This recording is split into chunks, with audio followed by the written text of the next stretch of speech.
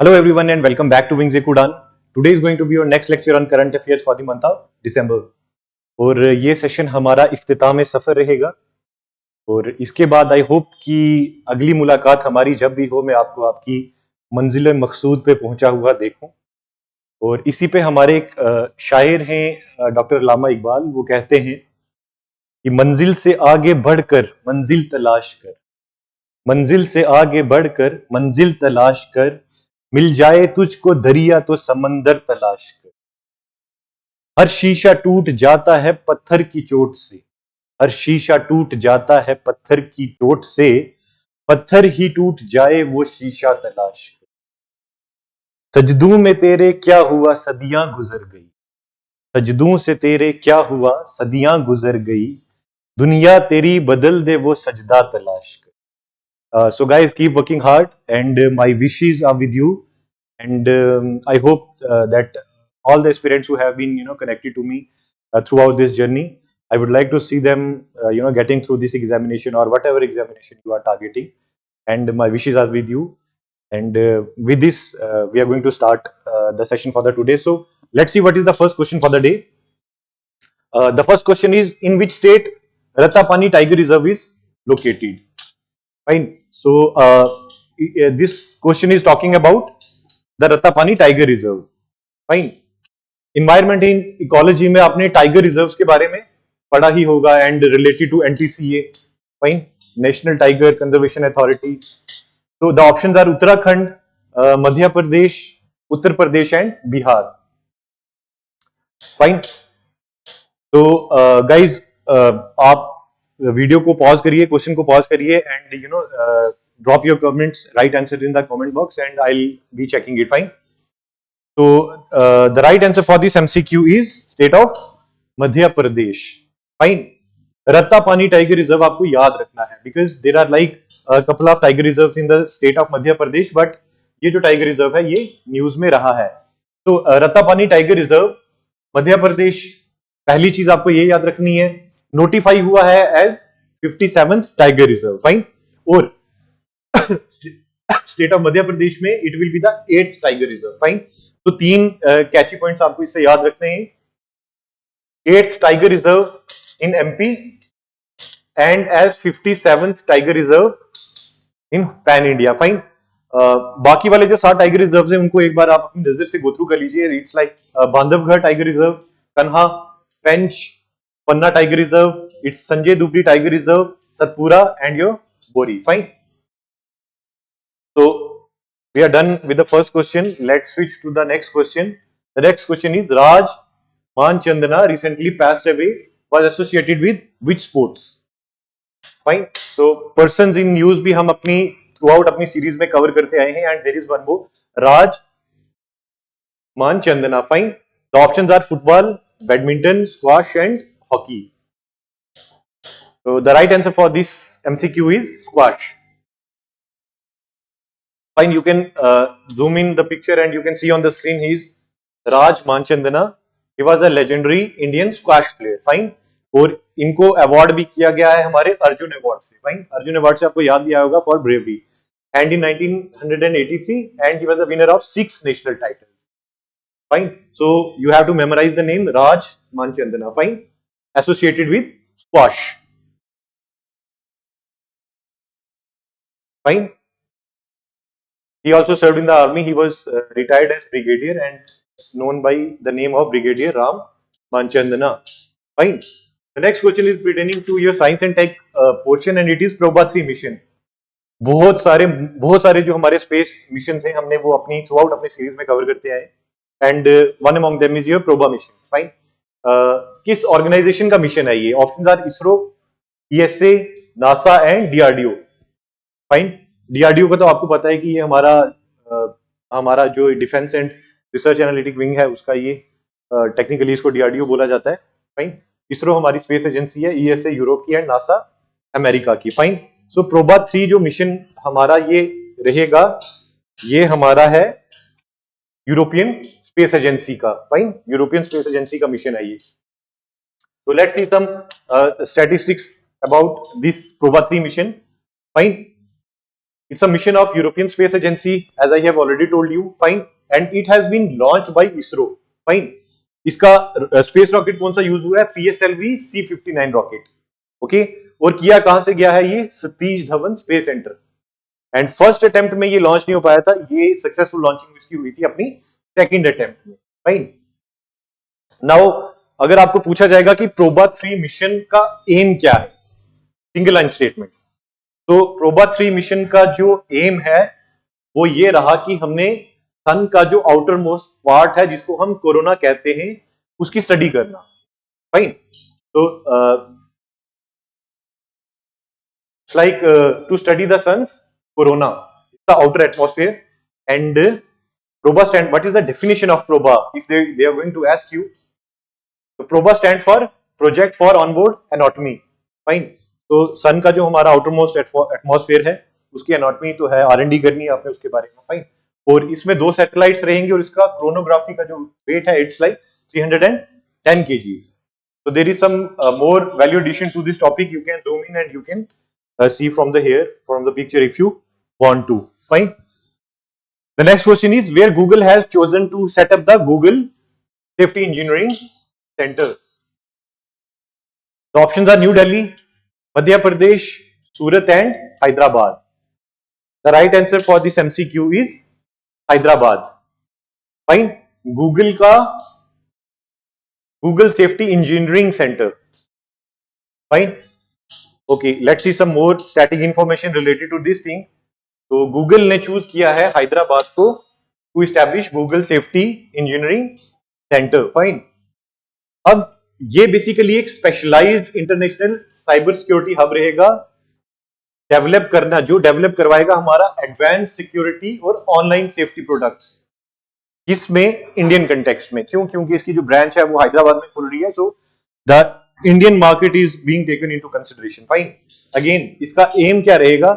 Employment बढ़ रही है. फाइन. अगर if the Google is going to set up its centre in India, उससे क्या होगा? एम्प्लॉयमेंट बढ़ेगी. फाइन. स्किल डेवलपमेंट करवानी है. फाइन. इनहैंस साइबर सिक्योरिटी को हमने बढ़ाना है. फाइन. इन सारी चीजों पे हमारा फोकस रहेगा. और इसके अलावा ये अपनी किस्म में ये पहला ऐसा जो इनिशिएटिव है एशिया पैसिफिक रीजन में. फाइन. तो to all the aspirants who are preparing for this JKS examination, GS paper 2 में इन रीजन पे क्वेश्चन पूछा जाता है, like your Indo Pacific, Asia Pacific. तो आपको ये जो टर्मिनोलॉजीज है ये बड़ी क्लियर होनी चाहिए. फाइन. और ये 5th रहेगा वर्ल्ड में. फाइन. सो हैदराबाद में जो हमारा Google safety engineering centre setup होने वाला है, it is 5th in the world. Fine. तो here you can see it's Char Minar, Hyderabad में ही है और यहाँ पे ये इंस्टॉल होने जा रहा है. Next question is GeM portal. तो you all have heard about this GeM portal. GeM portal जो है was launched by which ministry? Again ministry से भी मैं कहता हूँ क्वेश्चन पूछा जाता है. तो मिनिस्ट्री में आ गया आपका ministry of commerce and industry, ministry of science and tech, ministry of agriculture and ministry of defence. Fine. Now for instance अगर आपको पेपर में ऐसा क्वेश्चन पूछा जाता है कि किस मिनिस्ट्री ने ये लॉन्च की है जो भी स्कीम है, फाइन, या जो भी उनका ये है आपका कोई ऐप है या कुछ भी है प्लेटफॉर्म है, और आपको नहीं पता, फाइन, तो आपको एक इंटेलिजेंट गैस लगाना है. आप देखो कि वो जो प्लेटफॉर्म है या वो जो ऐप है वो कौन सी सर्विसेज को रेंडर कर रही है. For instance it's talking about GeM portal. सबको इतना तो एक बार उन्होंने सुना ही होगा कि जेम पोर्टल पे जो गवर्नमेंट डिपार्टमेंट्स है वहां का जो प्रोडक्ट्स हैं वो खरीदे जाते हैं. फाइन. तो जब प्रोडक्ट्स की हम बात कर रहे हैं खरीदो फरोख्त की, तो ऑब्वियस है it's ministry of commerce and industry. Fine. Science and tech होगा नहीं, एग्रीकल्चर होगा नहीं, डिफेंस होगा. तो GeM portal pertains to your Ministry of Commerce and Industry. Okay. Now we'll switch to the static part. Launched by Ministry of Commerce and Industry back in 2016. Fine. And it is 100% government owned. Fine. And National Public Procurement Portal जो provide करता है हमारा online procurement of common use goods and services by the government departments and public sector undertakings. Fine. So this thing I have already cleared you that जो हमारा ये रहेगा GeM portal है ये 100% गवर्नमेंट ओन्ड है। फाइन। एम क्या रहता है इससे? एम रहेगा एफिशिएंसी बढ़ाना है, ट्रांसपेरेंसी होनी चाहिए और speed in public procurement. Fine. Because पहले टाइम में जब किसी भी गवर्नमेंट डिपार्टमेंट को कुछ खरीदना होता था तो आप दस्ती जाते थे, ऑफलाइन जाते थे, मैन्युअली जाते थे, फिर आपको स्टोर पे जाना है, चीज खरीदनी है, so it was a very time consuming and a very cumbersome process. इससे बहुत इजी हो जाता है ना, डिजिटलाइज हो चुका है आजकल सारा। अब ये न्यूज में क्यों था? क्योंकि Uttar Pradesh state of UP जो है ये फर्स्ट स्टेट बन गई है जिसने पूरी तरह जेम पोर्टल को इंप्लीमेंट किया है। Fine. So 3-4 couple of questions इस वाले एमसीक्यू से कि सबसे पहले तो जेम पोर्टल किस मिनिस्ट्री ने लॉन्च किया है? फाइन। पहला क्वेश्चन ये बन सकता है। दूसरा, क्या ये गवर्नमेंट आउंड है? क्या ये गवर्नमेंट प्राइवेट कोलैबोरेशन से चल रहा है या प्राइवेट आउंड है? सो गवर्नमेंट आउंड, याद रखना 100% गवर्नमेंट आउंड। फाइन। दूसरा, तीसरा, कौन सी स्टेट ऐसी स्टेट है जो फर्स्ट स्टेट बन चुकी है जिसने पूरी तरह इंप्लीमेंट किया है जेम पोर्टल को? सो it is your state of Uttar Pradesh. Okay. Switching to the next question, it is International Debt Report was published by which of the following organization? In reports भी मैंने आपको काफी सारी कवर करा चुका हूं मैं, and there is one more international debt report. Fine. Options are International Monetary Fund, World Bank, World Economic Forum, and none of the above. So the right answer for this MCQ is World Bank. Fine. Banks, अब इसको अगर आपको याद रखना है तो आप date याद रखिए। फाइन। डेट को दूर कौन करता है? बैंक, क्योंकि बैंक से जब आप लोन लेते हो तो आप अपनी डेट को खत्म कर सकते हो। फाइन। तो these are certain linking techniques जो आपको अप्लाई करनी पड़ेंगी याद रखने के लिए। फाइन। तो again international debt report is publish by World Bank. The next question is who became the 26th governor of Reserve Bank of India? So it's talking about 26th governor RBI. Fine. Options are Abhimanyu Gupta, Shaktikant Das, Sanjay Reddy, and Sanjay Malhotra. The right answer for this MCQ is Sanjay Malhotra. Fine. Okay, you can see on the screen he is Sanjay Malhotra and he is serving as the 26th governor of RBI. अब अगर 25th governor का पूछा जाएगा इनसे पहले, he was your Shaktikant Das. Governor से ही 2 question statistics में ये पूछते हैं।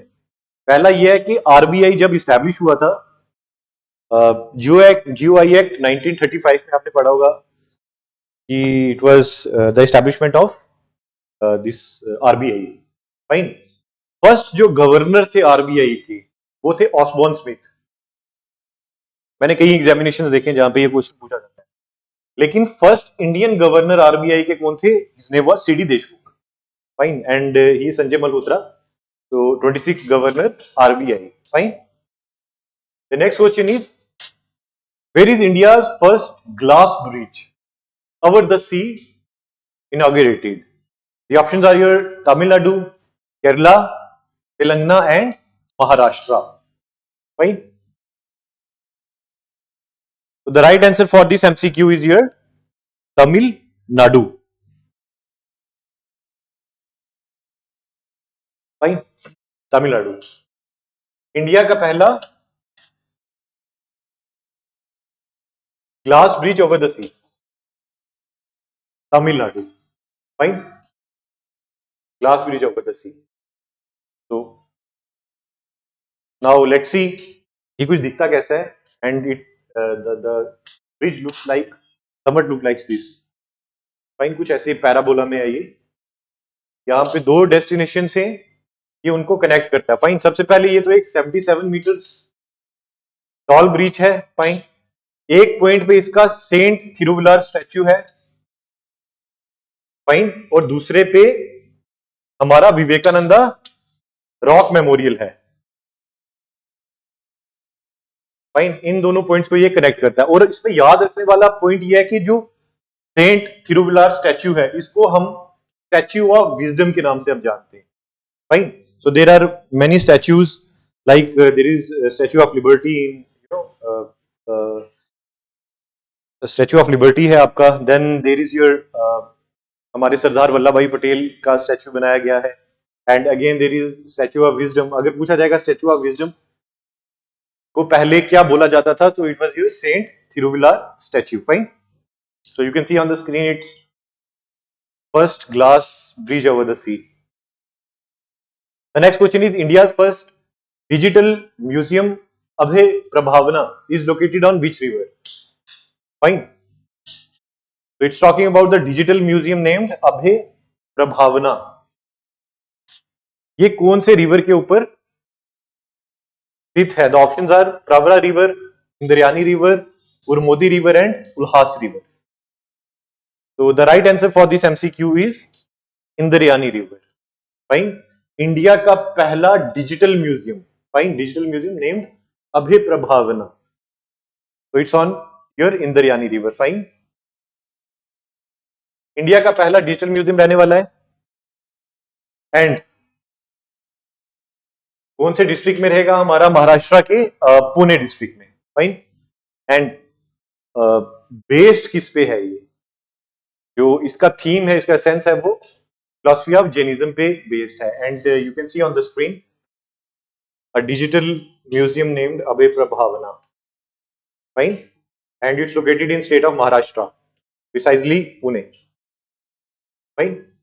Okay, the next question is, where has India's first diabetes biobank established? The options are Ahmedabad, Pune, Chennai and Madurai. The right answer for this MCQ is Chennai. Fine. So India's first diabetic biobank has and joint venture किसका रहने वाला है? ये Indian council of medical research ICMR का और Madras diabetes research foundation का. Fine. Diabetes के बारे में हमने प्रीवियस लेक्चर में डिस्कस भी किया था, like the types, diabetes mellitus, diabetes insipidus, है ना, and the causes like sugar, very high sugar consumption and low content of insulin in your body. So these are some points related to your diabetes thing. The next question is, which is the first UT to fully implement the 3 new criminal laws? Question को बहुत ध्यान से पढ़ना आपने. Fine. So whenever you are reading the question, आपको बहुत ध्यान से पढ़ना है, बिकॉज यहाँ पे यूटी का पूछा गया. फाइन. बहुत सारे बच्चे कंफ्यूज हो जाते हैं या स्किप कर देते हैं. जो की वर्ड्स होते हैं ना हमारे क्वेश्चन में, उसको स्किप कर देते हैं और आंसर आता भी है, बट स्टिल वो वहां पे गलत मार्क करके आते हैं. Fine. So read the question very carefully. The options are Chandigarh, Andaman and Nicobar, Jammu Kashmir and Ladakh. So the right answer for this MCQ is UT of Chandigarh. Fine. 3 new criminal laws. हमारा जो IPC इंडियन पिनल कोड है and CRPC है, code of criminal procedure, and your Indian evidence act, इसको change कर दिया गया, replace कर दिया गया बाई भारतीय न्याय संहिता, भारतीय नागरिकता सुरक्षा संहिता एंड भारतीय साक्ष्य अधिनियम. Fine. So the same has been mentioned here that Chandigarh is the first UT. Chandigarh is the first UT to implement 3 new criminal laws, and apart from them, laws like Indian Civil Defence Code 2023, Indian Evidence Act 2023, Indian Justice Code 2023 has been implemented in UT of Chandigarh. Fine. So major, whenever we are talking about the major criminal laws, वो वही रहेंगे आपके IPC, CRPC, जिनको technically हम नए नाम से जानते हैं अपना BNS, BNSS और भारतीय साक्ष्य अधिनियम. The next question is, who became the brand ambassador for the Kho-Kho World Cup 2025? Kho-kho बचपन में, स्कूल टाइम में हम लोग खेलते थे, सभी खेलते हैं. खो-खो बहुत अच्छी गेम है. तो options are Shahrukh Khan, Tiger Shroff, Salman Khan and Imran Khan. Vishnu गर्म. So the right answer for this MCQ is Salman Khan. Fine. So the fans of Salman Khan must be happy. Salman Khan has been mentioned here, and Salman Khan has been appointed as the brand ambassador of Kho-Kho World Cup 2025. Salman Khan के अलावा जो tiger Shroff है, उनको brand ambassador appoint किया गया है. Fine. So you can see on the screen both the actors Salman Khan and your tiger Shroff. Tournament start हो रहा है कब से? 13 से 19 जनवरी के बीच में, 13th to 19th of Jan. Fine. And कहां पे हो रहा है, हमारा वेन्यू क्या रहने वाला है, इंदिरा गांधी स्टेडियम, जो कि न्यू दिल्ली में है। Fine.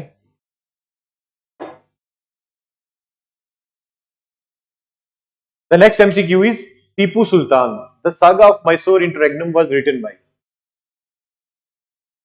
Options are here, P Vikram, Sumitra Chatterjee, Abhijit Banerjee and Vikram Sampat. Tipu Sultan, very famous king of Mysore, Wodeyar dynasty, right? And your- जो हमारे इंपीरियल रेजीम रही है उनके साथ ये लड़े भी हैं कई बार। Anglo Mysore, first Anglo Mysore war, है ना, part of your history, just give it a view. इस बार पेपर के लिए आपको ये पढ़ के जाना, फाइन। तो the right answer for this MCQ is your Vikram Sampat,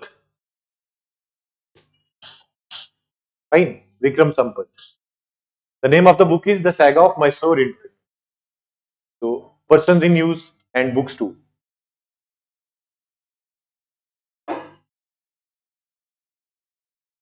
Fine.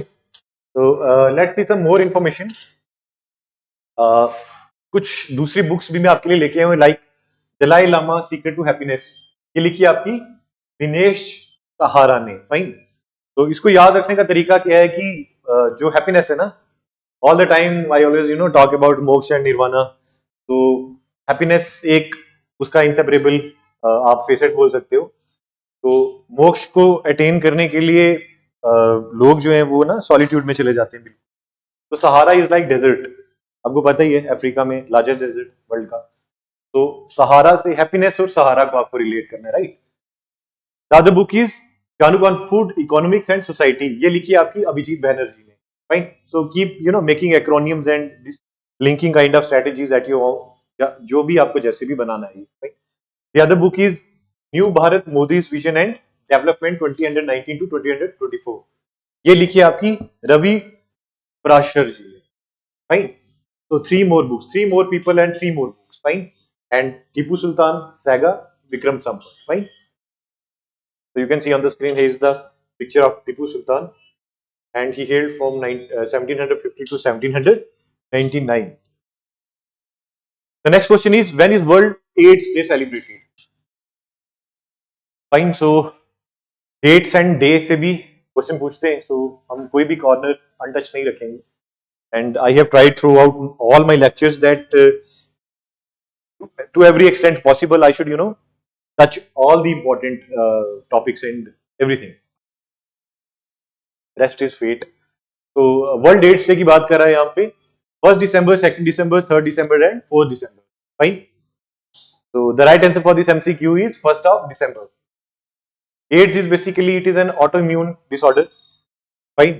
जिसमें आपका जो HIV वायरस है, ह्यूमन इम्यूनो वायरस, वो अटैक करता है आपकी बॉडी में and eventually it causes death. तो इसका थीम क्या रहेगा? फाइन।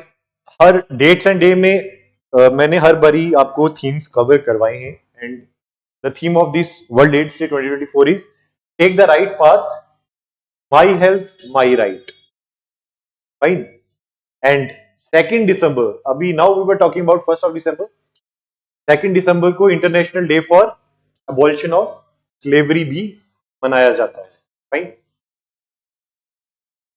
abolition of slavery जो है इसका the initiative was taken by the imperial regime. So when you are going to study about the governor generals and the viceroys, there you will find the mention of this abolition of slavery thing. Fine. The next question is when is National Pollution Control Day observed? Again pollution एक headache है आज के time पे, be it any kind of pollution, air pollution, water pollution, noise pollution. तो national pollution control day की बात करें हम, options are 1st of December, 2nd of December, 3rd of December and 4th of December. The right answer for this MCQ is 2nd of December. And just now I have told you 2nd of December को international day for abolition of slavery भी मनाया जाता है। Fine. तो theme क्या है इसका? Theme है clean air, green earth, a step towards sustainable living. Fine. तो सस्टेनेबल से आपको एसडीजी गोल्स भी याद आए होंगे, fine, like it's poverty, eliminate poverty है, हंगर है, हेल्थ है, क्वालिटी ऑफ एयर है, ग्राउंड वाटर है, so on, 1 2 3 4 5 6 वगैरह वगैरह 17 तक। फाइन, एम आपको याद रखना है इसका, clean air green earth, sustainability, we are talking about sustainable approach. Fine, इसका एम क्या था?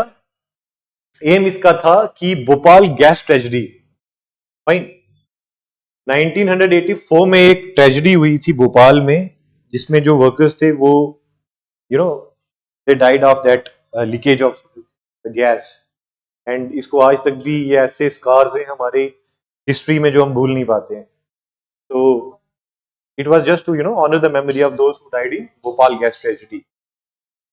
The next question is, when is International Day of Person with Disabilities observed? Options are your 1st December, 2nd December, 3rd December and 4th of December. So the right answer for this MCQ is 3rd of December. Fine. So this day is observed on 3rd of December. Just now I have told you. And some other important days, if you will talk about, like there is your Indian Navy Day, 4th of December. Fine. Theme क्या है Indian Navy day का? Strength and power through innovation and indigenisation. Fine, तो we always talk about आत्मनिर्भर Bharat, and आत्मनिर्भर होने के लिए हमें जो मीन्स ऑफ प्रोडक्शन है या हमारे जो भी R&D के थ्रू जो भी हमारे इस लॉजिस्टिक्स हम बनाते हैं वो हमारा इंडियन मेड होना चाहिए। फाइन, तो we are talking about I&I। Fine, तो स्ट्रेंथ एंड पावर आपको याद रखनी है, Indian Navy Day. Fine, the second one is World Soil Day, observe किया जाता है 5th ऑफ दिसंबर को। थीम रहेगा caring for soil, measure, monitor and manage. The next one is World Human Right Day, 10th of दिसंबर। Fine, तो human rights day को आप ऐसे याद रखेंगे, like there are 10 fingers on both of our hands, and when you will lift your hand up, it's like this. Fine, तो सब equal है, फाइन, सबके सब बराबर है। तो world human rights day 10th of December, theme रहेगा our right, our future, right now. Fine, the next one is world meditation day, celebrated on 21st December, theme रहेगा meditation for global peace and harmony. Okay, the next question is, which country has top network readiness index 2024? The options are Japan, USA, Singapore and China. The right answer for this MCQ is USA. Fine. Index, fine. Again, indexes की बात भी मैंने अपने first lecture में की थी. So this is network readiness index. Fine. USA. So like just now I have told you, USA has topped the list. Singapore और जो फिनलैंड है ये सेकंड और थर्ड पोजीशन पे आप इनको देखो. फाइन. इंडिया का रैंक क्या रहेगा नेटवर्क रेडीनेस इंडेक्स में? It is 49th.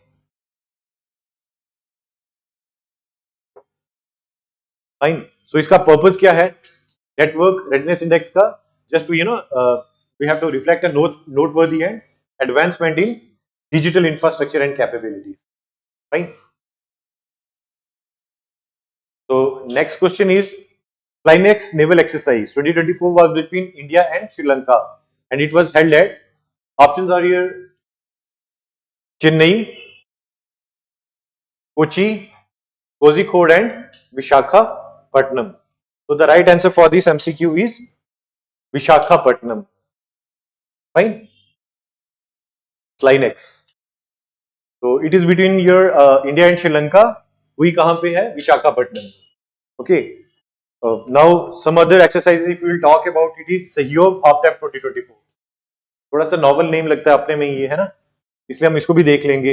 एक मैरीटाइम एक्सरसाइज है इंडिया और वियतनाम के बीच में. कहां पे हुई? कोची, केरला में. फाइन. दूसरी है सिनबैक्स. ये हम पढ़ते ही हैं हर साल, first edition army table top exercise हुई है between India and Cambodia. Fine. Pune, Maharashtra में. वेन्यू भी आपको याद रखना है. डेजर्ट नाइट जो है 2024 की, ये it's a trilateral air exercise. Yes, और किस किस के बीच में होती है ये? India, France and your United Arab Emirate. Fine. और हुई कहां पे है ये? वेन्यू इसका था अरेबियन सी। फाइन।